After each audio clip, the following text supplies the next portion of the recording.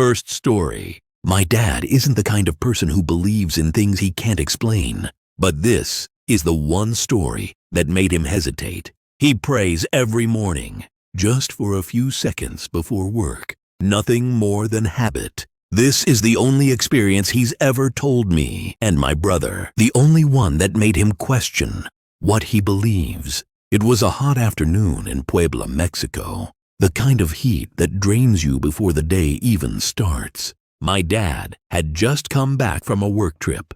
He was exhausted, and he didn't have the keys to the house. He was with my grandma, his wife's mother. Our gate was huge, a green metal sliding gate.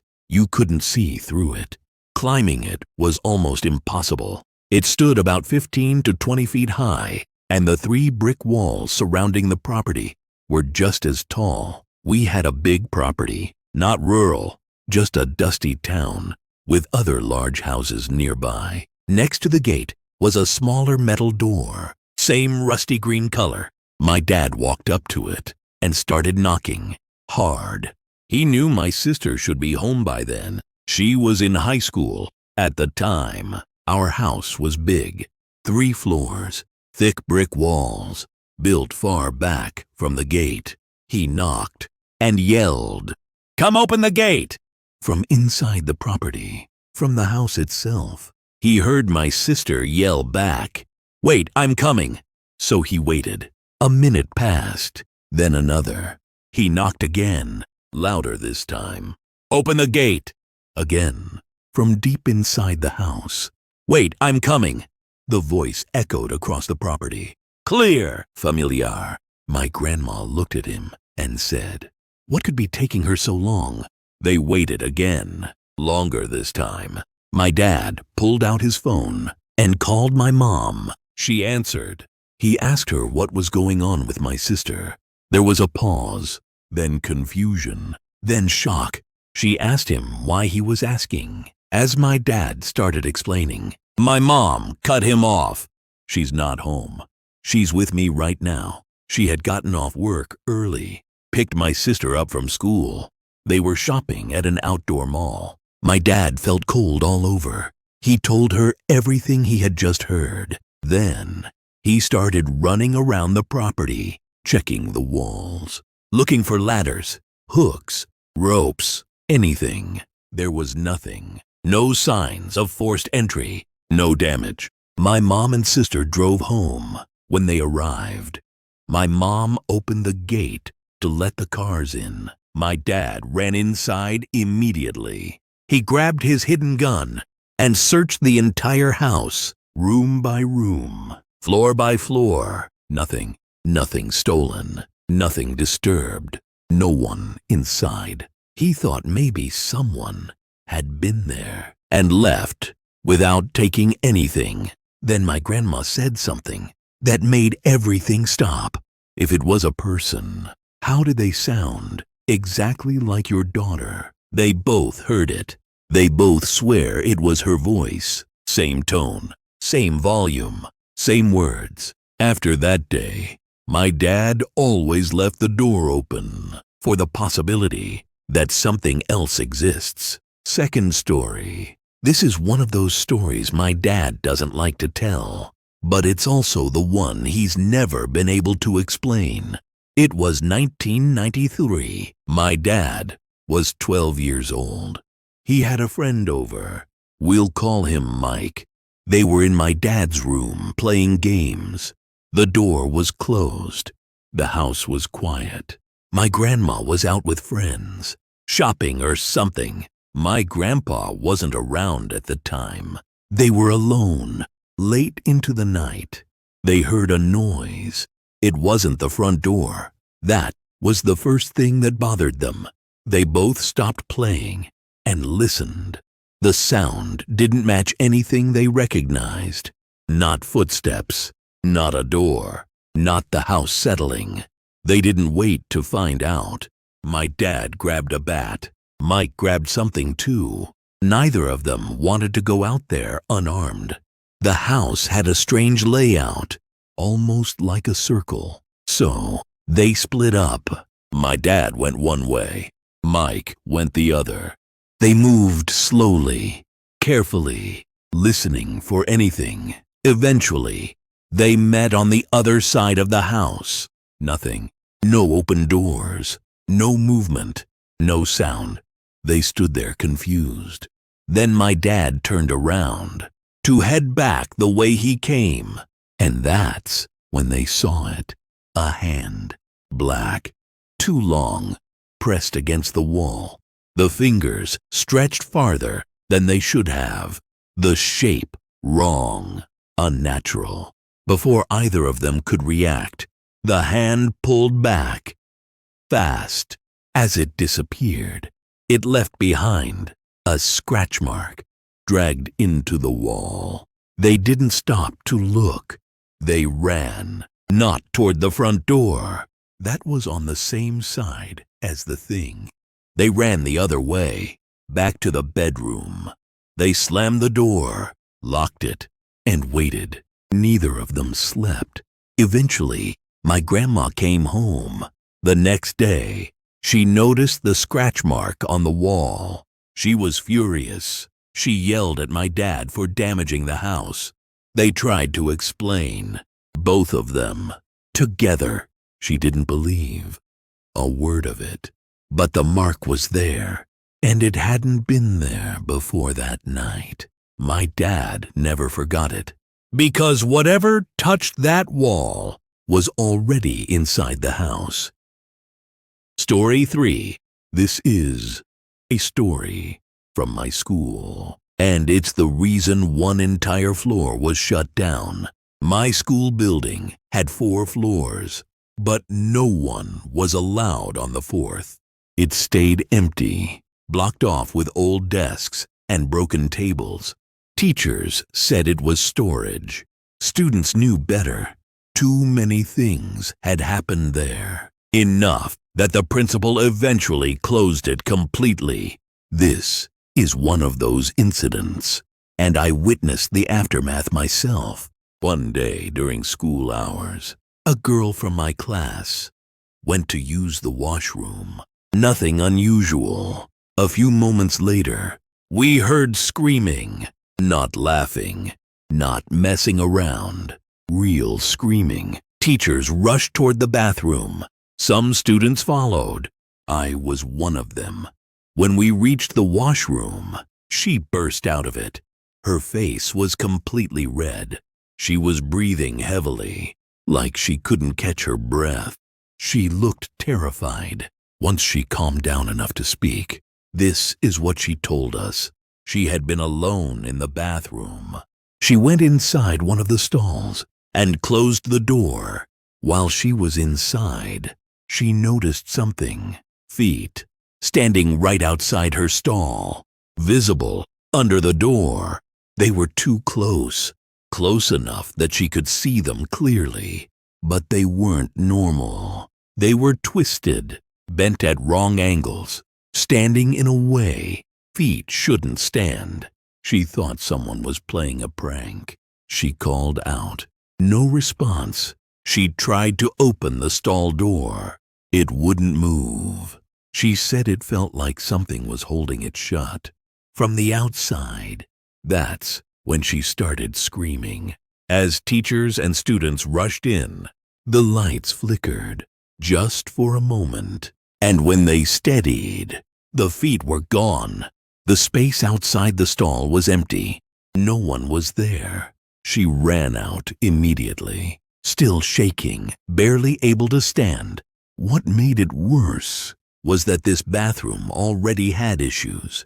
The lights in that specific washroom failed constantly. Staff changed the bulbs almost every week. No one questioned it back then. After that day, people stopped ignoring it. The 4th floor stayed closed, and no one ever argued about why. Because whatever stood outside that stall was close enough to touch her and vanished the moment it was seen. Story 4. I've never been sure if this was just a nightmare or something I wasn't supposed to remember. I was in first grade when it started. Every night, for an entire year, the same dream, over and over again. I still remember every detail. The dream always began the same way. I would wake up in my bed, except I couldn't move. Not my arms, not my legs, only my eyes. Then my bedroom door would start to open. Slowly, a tall, shadowy figure would step inside. No face, no features, just a shape. It would stand there, staring at me, and I was terrified, completely frozen. Then it would suddenly lunge at me. Right as it reached me, I would squeeze my eyes shut. When I opened them again, I wasn't in my bed anymore. I was sitting at the dining table, holding my phone. On the screen was the exact same dream I had just been in. The shadow, the door, the lunge. I started spamming the home button, the way kids do when they find a scary video and are trying to exit before the jump scare. My hands were shaking. When I finally put the phone down, I looked up. My family was sitting there, watching the same dream on the TV. That's when I ran. I bolted out of the room. I heard footsteps behind me. My eldest brother was chasing after me. I collapsed onto the floor, pulled my knees to my chest, closed my eyes as hard as I could, and suddenly I was back in my bed. I already knew what was going to happen. The door opened. The shadowy figure stepped in. It stared, and even though I knew what was coming, I was just as scared as the first time. It lunged at me again. That's when I would wake up for real, sweating, crying, heart racing. I never told anyone, not my parents, not my siblings. I was just a kid, having a bad dream. But here's the part that still chills me. Looking back now, 9 years later, our house today is laid out exactly like it was in my dream. Back then, our TV was an old box TV, not a flat screen. It sat where a mirror is now. My bed didn't face the door like it does today. We didn't even have a living room. But in my dream, the layout was the same as it is now. Every room, every angle. At the time, I never questioned it. In the dream, it felt normal, like that was always our house. But if you had seen our house back then, it looked nothing like it does today. That's why it scares me more now than it ever did when I was a kid, because it feels less like a nightmare and more like I saw something I wasn't supposed to see yet. Story 5th. This is the earliest experience I can remember, and it's the first time I've ever shared it like this. When I was around 4 to 7 years old, we lived in the southern part of the Philippines. It was a big old house, the kind where even quiet voices echoed, the kind that never really felt empty, even when it was. My mom worked in another part of the country. She only came home every 6 months, so most of the time, it was just me and my nanny. The first strange thing didn't happen while I was awake. It came in a dream. In the dream, there was a festival in our district. People were parading wooden statues of the young Jesus Christ. That part made sense. The Philippines is very religious, but the dream didn't feel holy. It felt wrong. As the parade passed, one of the statues turned its head and looked straight at me. Then its face changed. It was smiling, but angry at the same time. Twisted, hateful. I woke up, soaked in sweat, crying, shaking. I refused to sleep again. I ended up in the hospital for 2 days. I didn't understand what had happened, only that it felt too real to be just a dream. A few weeks later, something else happened. My nanny was changing the sheets. In the master bedroom, the bed faced the door. Beside it was my mom's dressing table. It had a large mirror and a wide, empty space underneath, where a chair would normally go. That space was big enough for an adult to crawl into. I was standing in the doorway, watching my nanny work. She fixed the left side of the bed, then walked to the right. When she bent down to tuck the sheets, someone stood up from under the dressing table. It looked like a burned person. Its skin was dark and uneven, cracked like charcoal. It didn't look at me. It didn't even seem to notice me. It just helped my nanny fix the other side of the bed, like it was normal. I called out to her. She told me to stop joking around, but I could tell she was nervous too. After a few minutes, the burned person knelt back down and disappeared under the table. Looking back now, it wasn't very tall, taller than me as a child, shorter than I am now. The next time I saw it was in the living room. I was watching cartoons and playing with my toys. One of my toys fell beside the sofa. When I leaned down to grab it, I saw it again, closer. I only saw its back, but I knew immediately it was the same one. My entire body froze. I ran. I didn't turn off the TV. I didn't grab my toys. I ran straight to my nanny. The last time I saw it was the worst. I had 2 friends over to play. We played games, video games, board games. Eventually, we decided to play hide and seek. One friend was it. One hid under a table. I hid under the bed. The same bed. In the master bedroom. I must have fallen asleep for a moment. When I woke up, I immediately knew something was wrong. The air felt heavy. Then I turned my head. It was there, under the bed with me, staring. Its skin was black and peeling. I could see red flesh underneath.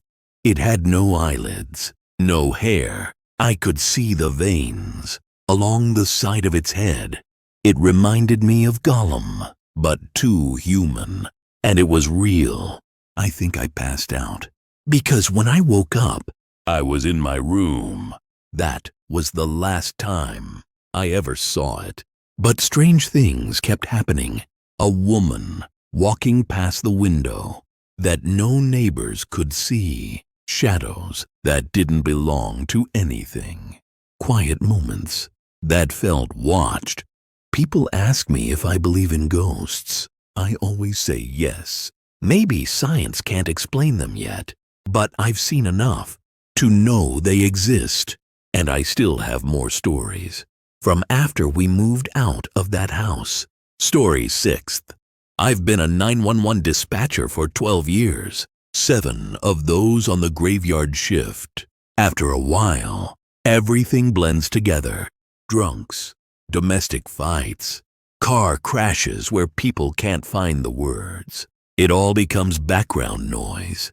You have to let it, otherwise the job eats you alive. My district is quiet.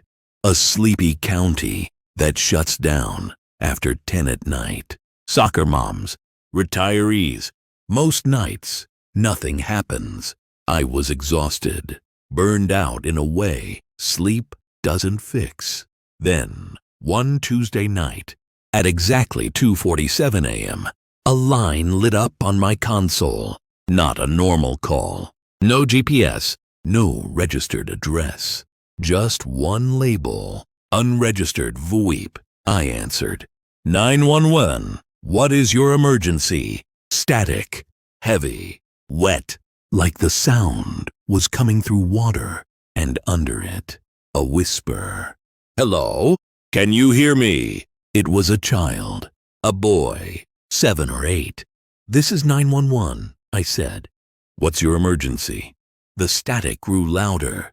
He's back, the boy whispered. The man in the mask is back. My spine went cold. Where are you? I asked. I need an address. He's hurting Mommy, the boy sobbed. Daddy's asleep on the floor. He won't wake up. I tried tracing the call. Nothing. No location. No data. The old house, the boy whispered. At the end of the road. Please. The line vanished. Not a hang-up. Gone. There's only one house like that in our county. A boarded-up Victorian at the end of a dirt road. Empty for decades. I sent a patrol. 15 minutes later, the officer radioed back. No one here. Boards intact. Dust everywhere. House has been empty for 50 years. I logged it as unfounded. A prank. Had to be. 1 week later, Tuesday, 2:47 a.m. The same line lit up. The same static. He's in the house, the boy whispered. I can hear him walking. I sent 2 cars this time. He has a mask, the boy cried, one with a scary smile. Through the static, I heard screaming. A woman. I'm hiding in the closet, the boy whispered. He's coming up the stairs. The line died. Again. The police broke down the door. Empty. No footprints. No people. No signs of life. This kept happening every Tuesday. Same time. Different pieces of the same nightmare. He's hurting Daddy now. There's so much red. Mommy stopped screaming.